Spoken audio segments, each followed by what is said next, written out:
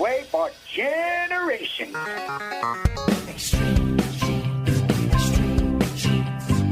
Dates in the Bible don't quite match the marriage certificate.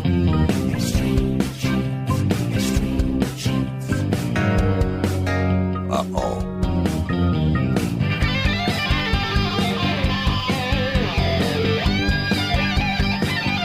And welcome, America, to America's Family History Show, Extreme Genes and ExtremeGenes.com. Fisher here, your radio root sleuth, on the program where we shake your family tree and watch the nuts fall out. Great to have you aboard. Coming up here in just a little bit, we're going to talk to the host of Relative Race on BYU TV, Dan Debenham. A new season has begun. And Dan has some more sobering news to share as well that you're going to hear coming up a little bit later on in the show. And then right after Dan, we're going to talk to Sherry Daniels. She is the librarian for the Sons of the American Revolution in Kentucky. They have an amazing library there. So many people don't even know about the assets. Many of them are online. You're going to want to hear what Sherry has to say that could help your research efforts. And if you haven't signed up for our weekly Genie newsletter yet, please do so on our Facebook page or at ExtremeGenes.com. It's free. You get a blog from me each week. You get links to past and present shows, plus links to stories you'll appreciate as a genealogist. Right now, it's time to head out to Boston, where David Allen Lambert is standing by, the chief genealogist of the New England Historic Genealogical Society and AmericanAncestors.org. Hey, David, how you doing, buddy? Hey, I'm doing okay. Now that we've kissed summer goodbye, what genealogical adventures have you been up to this fall? I'm still finding them. You know, I was gone for a long time and had a great time looking into things. But when I got back, I was still curious about the property I grew up on in the backwoods of Connecticut. I had actually tried to trace back the title a little bit from the property that my dad had built our home on and could only get back to about the 1930s. It really didn't tell me much. But get this, Dave. On eBay, I found somebody selling an 1867 homeowner's map of my hometown in Connecticut. And that's excellent. Yeah, it's really good. It was a hand-drawn map, but it was really difficult to follow when I looked at it. It was kind of like looking at a foreign country. It's like, really? This is the same place? I mean, I couldn't recognize roads. They didn't really name the roads going back into the backwoods there. And so what I did was I scanned this map and I blew it up on my computer and then moved it over to another screen and then brought up Google Maps for the same area. And now I could kind of compare them. And finally, I found one of the old back roads as it looked 100 years before I became a teenager, and some of the intersections, and started to put it together.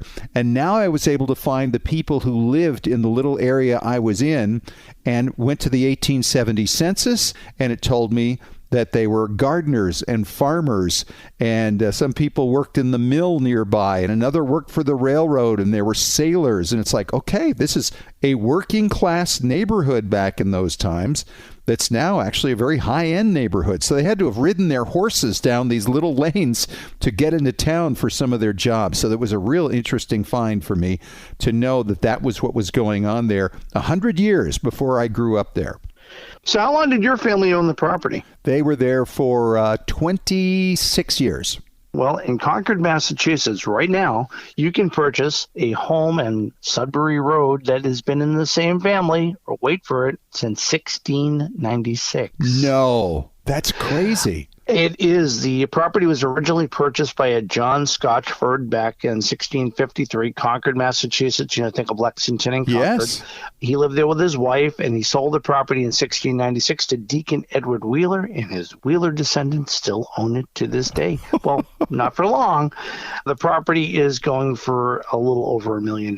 So if you are a descendant of the Wheelers or the Scotchfords, act quickly, and you never know what's in their attic. Yeah, right? Wow, that's an incredible story. Love it.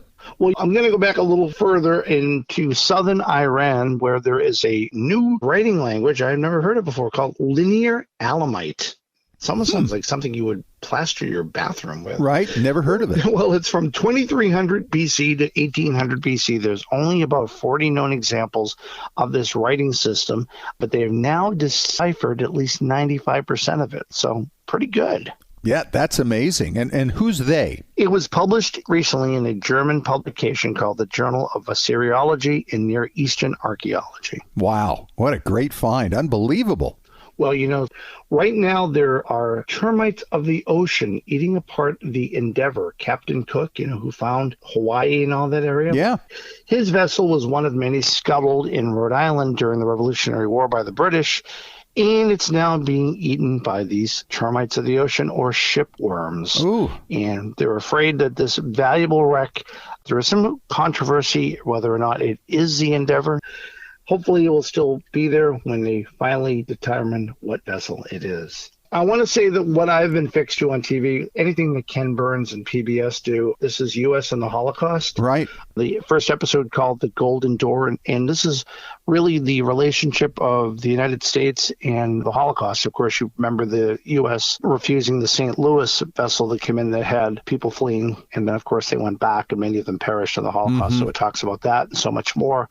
There's a great toolkit that you can download from PBS, which is about the film. It's a sort of a viewer's guide, so that's something to follow along. So another great series by Ken Burns. I tip my hat to him. And in New York, I tip my hat to them as well. And it's because they are actively now putting up signs for artwork that was looted by the Nazis. Oh, wow. And yeah, a few years ago, there was a piece of art titled The Artilleryman that belonged to a Jewish art dealer who fled Berlin in 1933, and that was returned to his family. So there's a hope that this type of signage might help family members reclaim lost art. And it also shows that this is artwork that may never have connection back to a family, but they know where the source of it is now. Sure. Yeah. Interesting. Well, American Ancestors, where I work, we try to do exciting things. And this fall, I'm having a lecture called Using Cemetery Transcripts in Your Family History Research. It is on October 6th at 3 p.m. Eastern, and you can sign up for free on AmericanAncestors.org under our education page. All right, David. Well, that's all I have from Beantown this week, but I'm always glad to hear that you're scouring eBay for treasures like you did. Yeah, it's amazing what's there. All right, David, thank you so much. We'll talk to you at the back end of the show with Ask Us Anything. And coming up next, we're going to talk to Dan Debenham, the host of Relative Race. It's a new season and a new challenge for Dan that you're going to want to hear about when we return in 3 minutes on Extreme Genes, America's Family History Show.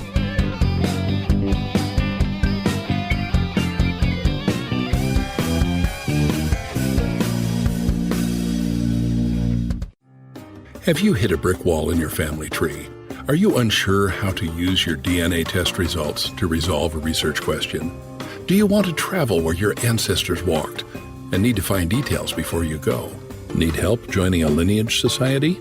Whatever your genealogy research question, the answer is Legacy Tree Genealogist. Legacy Tree Genealogist has been helping clients all over the globe discover their story since 2004. Legacy Tree has carefully selected and trained professionals who specialize in hundreds of countries and languages, as well as probate research and DNA analysis. And when you need experts on the ground in the countries where your ancestors came from, Legacy Tree Genealogists calls upon its global network of on-site researchers who know the local language and how to get their hands on the records you need. Request your free quote today at legacytree.com. That's legacytree.com. Hey Genies, as we've dug into our family history explorations over the past year, our community at Genealogy and Family History Breakthrough Strategies has taken off. This is where you can meet like-minded genealogists who can help you break through those brick walls and find a whole city behind it, occupied by ancestors whose names you don't even know yet. This is where you can learn from your fellow Genies and ask questions, because many in our community have already been into some of the records you're looking for. Genealogy and Breakthrough Strategies is free. What a great place for brainstorming and getting to know other people who totally get your passion for family history research. If you're looking to take the next step in sharpening your skills, here's a great chance to learn from others and give back in areas you've already become expert in. So join us. That page again is Genealogy and Family History Breakthrough Strategies. It's a long name, but we cover a lot of territory. Genealogy and Family History Breakthrough Strategies. Genies, 10 years ago, in April of 2012, when the government released the 1940 census, it took Ancestry several months to complete and review an accurate index. Fast forward to today. Using proprietary handwriting reading software, it took Ancestry only 9 days to get the job done with the 1950 census. Now, they held back results for a time for actual humans to review what the software had created. And after just a few weeks, it became obvious the software was near perfect, and the computer-generated index to 153,000 names has been released. What does this mean in your journey to research your family? It means you can search the entire database quickly and easily for your family members. Never has a U.S. Census Index been created as quickly as this. Go to Ancestry.com today, click on the 1950 census on the homepage, and see what you can discover.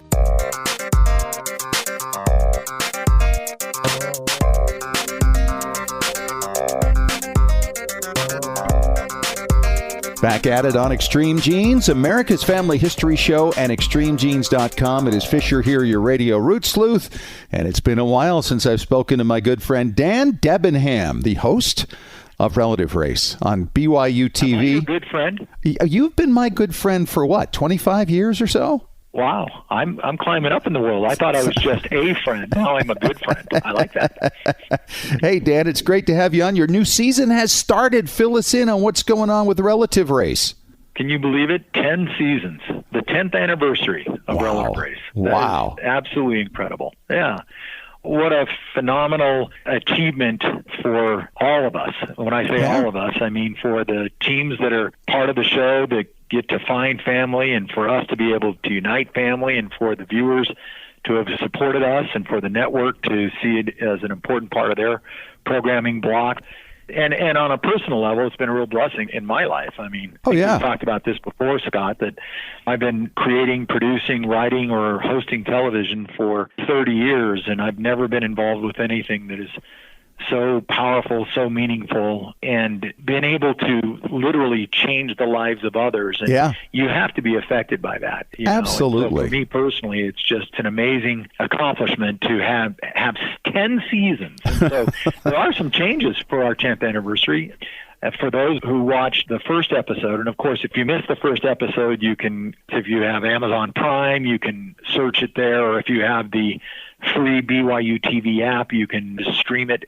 The first episode has already aired, and in that episode, we introduced our audience to a couple of new twists. We try to do this every season, but this season, for the first time, two of our teams, Team Red and Team Blue, are complete strangers. They never met each other until just a couple of weeks before the show aired. You mean within the team? Yeah, the team themselves.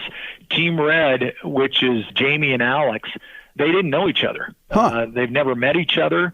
Two complete strangers, one from Rochester, New York, the other from West Virginia. Same thing for Team Blue, Sean and Curtis. Team Blue, complete strangers until we brought them together to literally meet each other just 2 weeks before the race started, and that was because we were filming our backstories on them, so we had to bring them together. Are they related in one way or another? None whatsoever. None. Not related, never knew each other. It's just this really unique twist. Both members of the team obviously have unique backstories, unique backgrounds, and are uniquely looking for family for various reasons, but they are now teamed up, and so Team Red and Team Blue are something that we've never had before. Team Green, of course, a father and daughter duo, which we've never had on the show before, Scott and Hannah Bradley. And then another father and son team, Team Black, Jamie and Jansen. And in that first episode, we found out, when we found Jamie and Jansen's father and grandfather, we found out that the father that we found and wanted to introduce them to, he was in the hospital and not expected to live through the week in the hospital. He was in emergency care. And so we flew them out prior to the show airing so that they could meet their father and their grandfather in the hospital. It literally took place overnight as soon as we found out from the family how seriously ill he was. And so we flew Team Black out so that they could meet their father and grandfather. Did he pass at that point? Away. You know what? He has, and we show it on episode 1, he started miraculously, and literally the doctors were talking about miracles.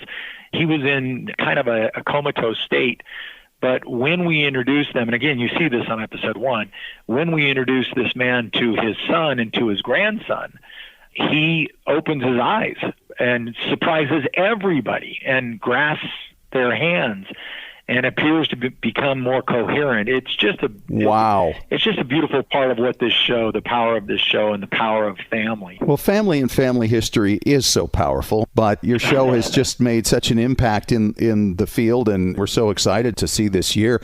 This is something you came up with yourself, right? This was your idea initially. Yeah, what happened is the network came to us. This is broadcast nationwide on BYU TV. And the network came to us about 8 years ago. We had worked with the network. We had created another television series for them earlier.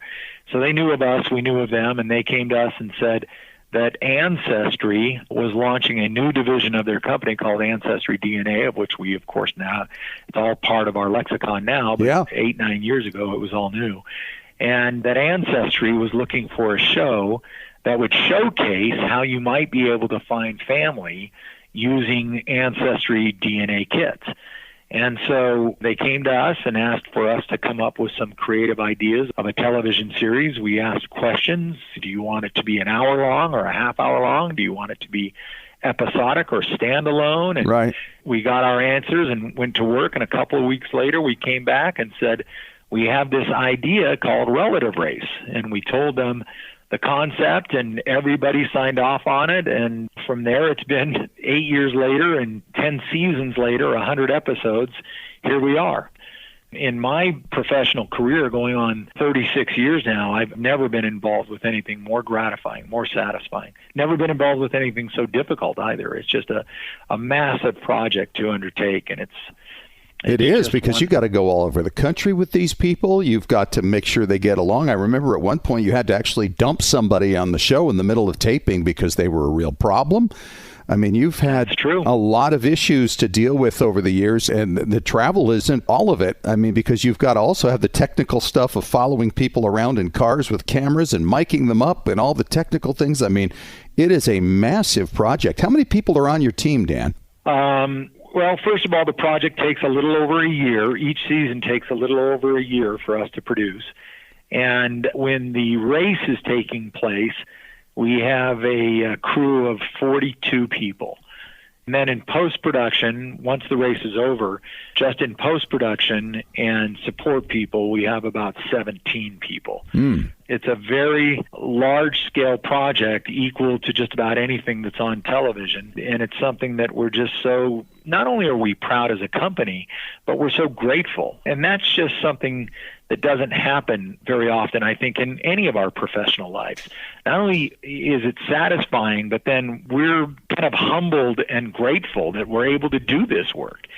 You know, you come to work and you get excited for the discoveries that we know will come, and then those moments that we know will come when, because of those discoveries, we're going to be able to put two people together that often have been looking for each other for decades. That's just magical. And this season is particularly special for you, especially considering the announcement you made the other night. Yeah, I've had a lot of outpouring of love, and for those that haven't heard or weren't able to watch that first episode, the network and I got together. I had shared with the network this summer that over a year ago I was diagnosed with metastasized prostate cancer that's stage 4 and has spread throughout my body. And, you know, when you get that news, you know, I have a very loving, supporting family. I have 4 children. I have 6 grandchildren, and we're all incredibly close. But yet this importance of family became 100-fold, 1,000-fold more than it was before. And so this season has become even more important to me, as with every meeting that we have and as we move forward with production, I'm reminded how important it is for these teams to find family, and I'm so grateful for my family. It becomes really important when you know that your children will be there, and every one of my kids have taken turns going to my radiation and my chemotherapy. And, they're there for me without question. And I think about these teams, these couples that have been on our shows and how they don't have family. They often have an adoptive family. Right, and right. 90% of the time, that adoptive family is loving and kind and caring. But they have this need. Sometimes it's almost inexplicable. This need to find biological blood family. And I think of how grateful I am with this. I don't really like to call it a battle. I see it as a challenge in my life, certainly among the most challenging things that have ever happened in my life. It has made me realize how important family is and how grateful I am for my own family. And I hope that our viewers and your listeners consider that. Sure. If they have grown up with a loving, supporting family surrounding them, maybe today is the day to give an extra thought or an extra hug or an extra squeeze to those that surround you in love and support. Because let me tell you, finding out that you have such a serious disease coursing through your body has made me think very differently about a lot of things in my life and become more grateful for my family. Well, this show means even more to me now. Mortality is what gives life its meaning, right? Knowing that there is an end. And ultimately, it means our time here is even more special. But if we don't maintain that perspective throughout our lives, then we lose a lot of that meaning. That's right. Well said, my friend. Dan, I'm glad to hear your new season has started, and it looks really exciting, and we're looking forward to seeing more of it. But more importantly, I know that there are a lot of people praying for you, a lot of people who love you for what you have brought to us these last 10 seasons with Relative Race, and given people a lot of hope and also a lot of inspiration to pursue their own families. And I'm excited for your season, and we'll be praying for your recovery, my friend. I appreciate it. Dan, thanks so much for talking to us, and we'll talk to you again soon. Thanks, Scott. We'll see you now. And coming up next, you may not be a son of the American Revolution, but you might find some great resources at their library. We're going to talk to the librarian, Sherry Daniels, coming up next in 5 minutes on Extreme Genes, America's Family History Show.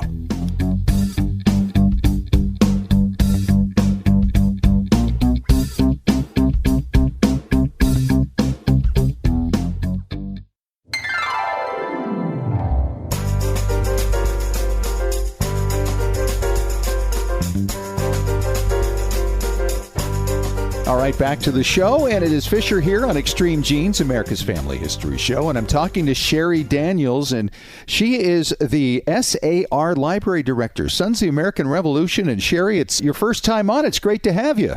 Oh, thank you for having me. This is a big honor. This is kind of a new job for you, isn't it? It is. I've only been here now 5.5 months, so I'm still a newbie. Well, and I guess you're kind of always a newbie with the Sons of the American Revolution, because in your library, as I understand it, there's like 55,000 volumes of family histories. Is that right?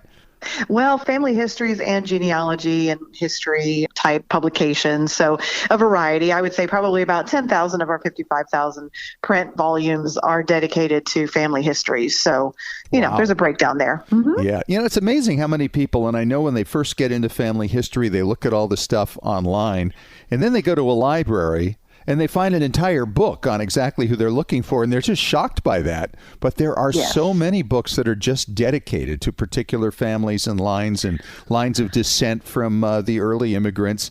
It's a lot of fun to get in there and just smell the books and feel those things and see what they have to say. Absolutely. And for those of you who can't actually visit us, we do have an online catalog for our library that can give you not only a listing of the material we have in the library, but we have a really cool feature with this catalog. If you ever see a call number that has ebook at the end of it, you can open up that catalog record, scroll down the page, and click on the ebook links. And it'll take you to digitized editions of that title. And anyone can access those for free from home. You don't have to be an SAR member. So you can get to our catalog at sar.org. Just click on the library section at the top. And I'm sure some people are wondering if all these books apply strictly to descendants of revolutionary soldiers. These books can be about any family, can't they? Absolutely. In fact, our library itself, being a National Lineage Society library, we do collect on all of American history timeline, all the different states of the Union. So we are very broad in our collection here. And so, yeah, absolutely. That's why we appeal to anyone starting the genealogy journey. We understand, we shifted that focus simply because we understand that most people have to get from them to the Patriot anyway.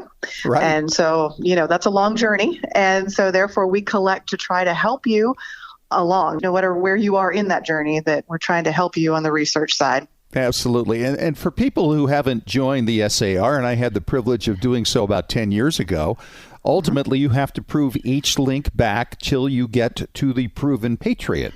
And yes. And that is a journey for a lot of people. Sometimes it's very difficult with one link or another, and they like to help you out with it. And the joy is that if you link into a line of descent from somebody who is already in through the same ancestor as you're looking at, then you might only have to go back a couple or 3 generations.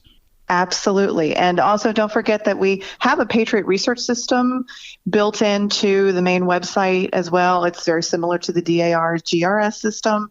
But, I always tell people check both of those because it's not exclusive. You don't know who's joined on either side of those different organizations. So the PRS system, again, SAR.org, look for the initials, the acronym PRS. Is right there on the website. And yes, you can go through there. You can look up Patriot names. And if someone is joined under that Patriot, then you can click on that person or member list and see the line about 4 generations to the Patriot. Yeah, that's about it, isn't it? It's not that far. It's amazing when you think about 7 generations for people right now, 7 generations back, correct? 5th grades? Depending on the age. For me, it's probably about like my 5th or 6th.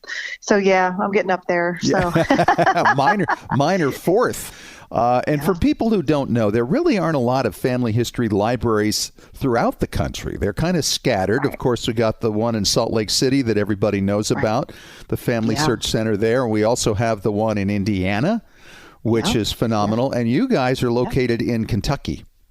We are. It's very unique for us to be here in this region. We're in the Ohio Valley, so we are literally located in Louisville, Kentucky, right downtown, directly across the street from the Louisville Slugger Museum. So we're in the heart of Museum Row. And what's really cool about this is I tell people that if you're going to go to the Louisville Slugger Museum, when you come across the street to take your selfie with the big bat behind you, just look at the building right in front of you and come in our door because you're right there. We're the best vantage point, and we get so many people that come in that way. But yes, as far as the region, we're a National Lineage Society. We are the national headquarters here. Yes, we did start in Washington, D.C. once upon a time, but back in the 70s, we moved to Louisville. And about 12 to 15 years ago, we purchased this wonderful piece of property here. And so the library's been here about 12 years now. And again, it's a national collection. Our scope of collecting is on that national level. And to have that right here in this region is really, really wonderful. Wow. I will also give a little plug. Admission is $5 for non-members, but otherwise it's free for SAR, DAR, SAR spouses, CAR, SR. But we also have, for those of you in the region, we have a Friends of the Library membership that is really an economical benefit. For $25 a year, it gets you free access to the library.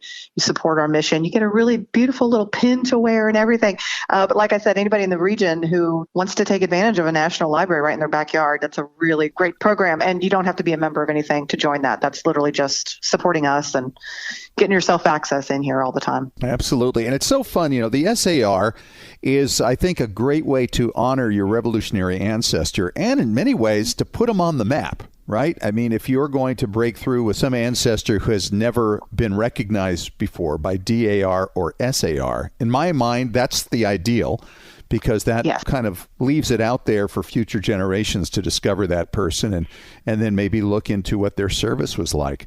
And it is really fun. Have you ever put together, Sherry, a history of some of these revolutionary ancestors yourself? It is so fascinating. It is. And I think that we get so focused on that lineage trail, trying to prove that ancestor. And it was funny. Not only is it really great to prove that ancestor, I always find it a really great thing to prove one of the children of the patriot. So, a patriot may have had several children, but only maybe one or two of the children are recognized based on membership throughout. So a couple things to remember. The Patriot Research System, actually, they're trying to document as many patriots as they can. So it's not always based on membership. Sometimes it's based on a grave site or a DAR membership or something. So you may see a patriot registered in there, but yet no one has ever joined under that person. Mm-hmm. And so that actually can kind of give you a clue to go, oh, this would be great. I could, like you said, get him on the map, him, her, anyone, whoever provided service during the revolution. This is not just a purely male connection for these patriots. It's anyone that provided service. And so that's a really great thing to do. But yeah, once you trace that lineage back and get one of them recognized, it's so great to then stop and go research. Where were they? What was their service like? What was the rest of their life like? And yes, you can actually build patriot biographies in that PRS system. So it's a really great thing to use as a research tool. It is amazing how much material is out there to put those together. And you're right, when you want to join one of these societies, either Sons of the American Revolution or the Daughters, it's not always about military service. It's about patriotic service. And sometimes it's about just simply signing a document that stands up to the king that can get you that qualifying ancestor. So Louisville, I mean, this sounds like if you're a baseball fan and you're a genealogical fan and maybe a descendant of an American patriot from the Revolution, you've got to put Louisville on your bucket list of places you've got to get to. Absolutely. I always say the baseball's across the street and we're the apple pie. So come over and have a nice sweet piece over here of your genealogy pie and really enjoy yourself. She's Sherry Daniels. She is the Sons of the American Revolution Library Director in Louisville, Kentucky. Sherry, thanks so much for coming on. Thanks so much for having me. This has been great. David Allen Lambert is next as we go through another round of Ask Us Anything on Extreme Genes, America's Family History Show.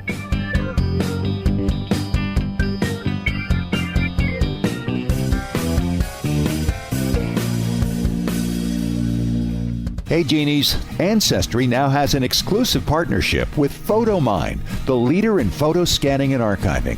What does this mean to you? Well, imagine inheriting an old photo album and you want to digitize all the images. Up until now, you'd have to remove the pictures, place them in a scanner, crop them, and perhaps use Photoshop to improve them. Now, by using these amazing PhotoMine tools from Ancestry, you can use your phone to take a picture of an entire page from your album. The tools will automatically separate and crop each picture, improve focus, and restore color or colorize your images. Then you can assign which picture goes to which person on your tree. If you've been waiting years to get around to the tedious project of scanning your old albums, it's been worth the wait. No more pulling your photo albums apart and trying to reinsert the pictures back in proper order. No more tearing of your old photos while removing them from those so-called magnetic albums of the 1970s. Sign in to Ancestry through their mobile app to try it out. Hey Genies, it's Fisher here, and my shiny new ExtremeGenes.com website has been described as having that new car smell. I love hearing that. Having been with you for over 8 years now, it felt like time to help out listeners and followers who need to know the basics of genealogical research, as well as how to understand your DNA test results, and to be able to put them to work for you, breaking down brick walls, identifying birth parents, locating new cousins who may have photos and information that can't be found anywhere else, and verifying your paper trails. Yes, DNA can do all that, and I can show you how. Check out the all-new ExtremeGenes.com website and download the free Genealogy Strategy Roadmap and the free DNA Starter Guide. Then, if you like what you see, you can take those next steps to sign up for the video courses that you can watch at your leisure. I'll take you through all the basics, step by step. Find out more now at ExtremeGenes.com. Have you hit a brick wall in your family tree? Are you unsure how to use your DNA test results to resolve a research question? Do you want to travel where your ancestors walked and need to find details before you go? Need help joining a lineage society? Whatever your genealogy research question, the answer is Legacy Tree Genealogist. Legacy Tree Genealogist has been helping clients all over the globe discover their story since 2004. Legacy Tree has carefully selected and trained professionals who specialize in hundreds of countries and languages, as well as probate research and DNA analysis. And when you need experts on the ground in the countries where your ancestors came from, Legacy Tree Genealogists calls upon its global network of on-site researchers who know the local language and how to get their hands on the records you need. Request your free quote today at legacytree.com. That's legacytree.com.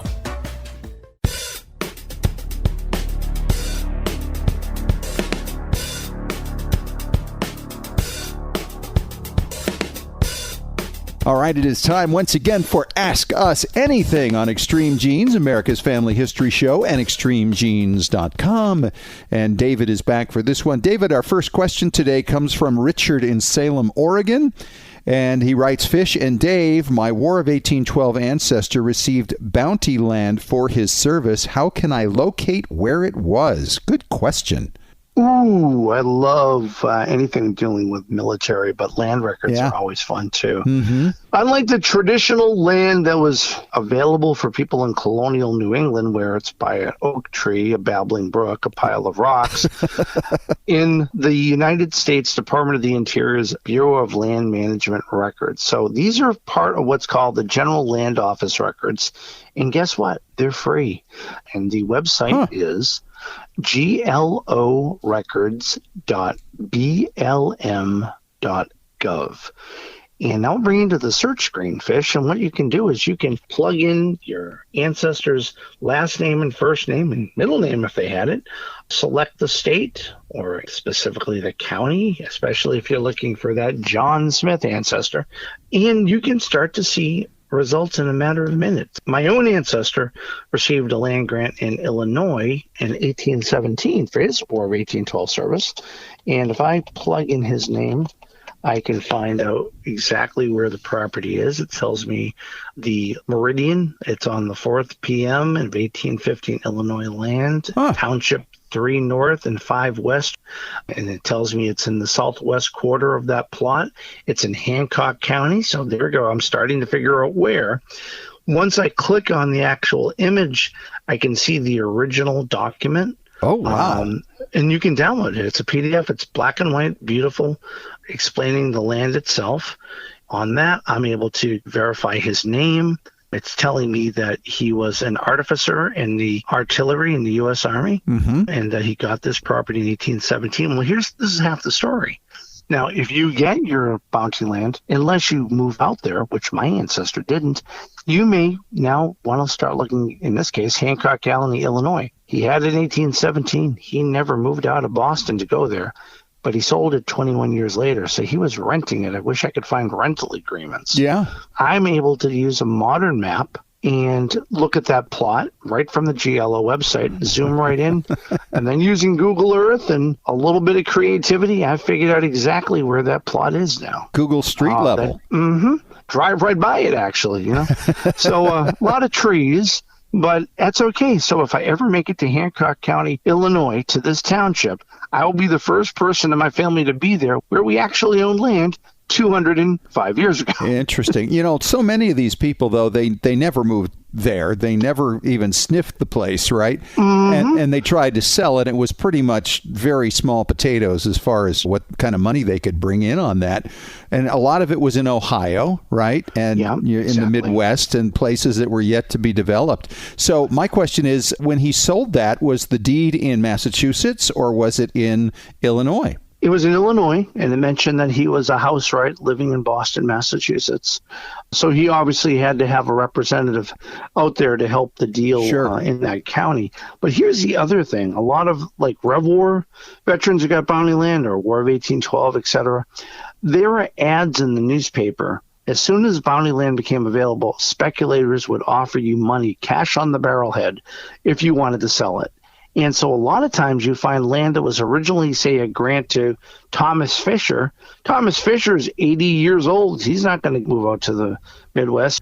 But you'll see reference to his bounty land warrant as part of the original deed when someone goes to sell it and when they register it. Dave, you're very knowledgeable in that. I'm glad we had you here to answer Richard's question. We got another one coming up next when we return on Extreme Genes, America's Family History Show, in 3 minutes.